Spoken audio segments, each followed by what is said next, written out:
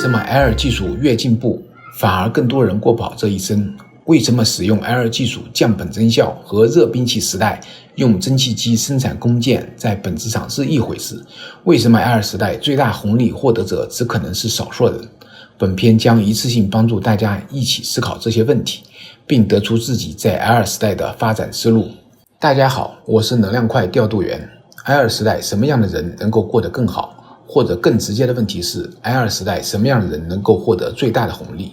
根据调度员在网络上收集的数据以及朋友和小伙伴的反馈，被认为在 Air 时代获利最大的4类人士：新技术，尤其是 Air 技术的专家和大咖；应用 Air 技术的企业家和创业者；公共政策的主导者；适配 Air 技术需求的资源拥有者和管理者。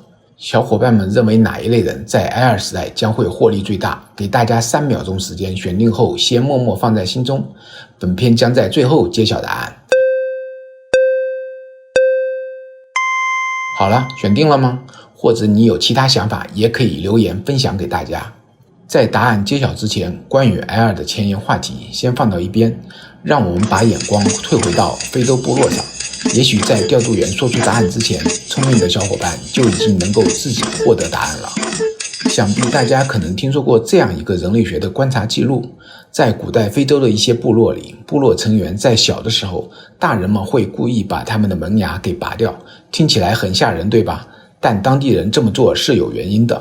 他们发现很多孩子在得痢疾发高烧的时候，会浑身抽搐，牙关紧咬，结果把自己的牙齿都咬碎了。所以这些部落就想，干脆在孩子还小的时候先把几颗牙拔掉算了，这样就算以后发高烧咬紧牙关也不怕把牙齿咬坏了。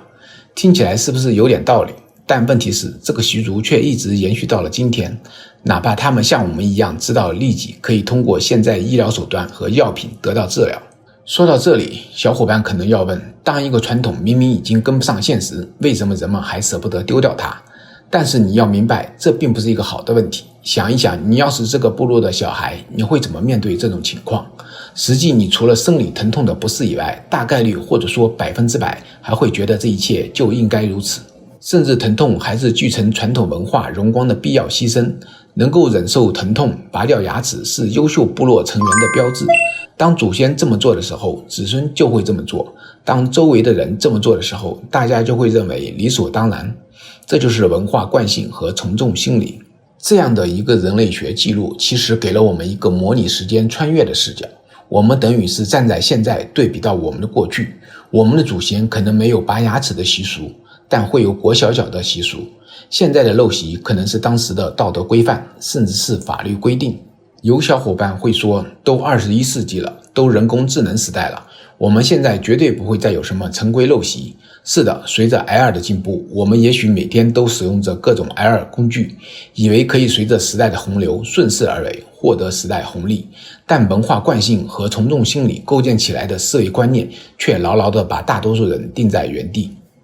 在当下技术大发展，让人类社会加速快进的背景下，可能现在看起来自然而然的很多行为，再过几年回首就已经不堪回首，后悔不该当初。就像20年前嫌房价贵没下手，现在连个厕所都买不起。当年比特币才几毛钱一个，现在肠子都悔青。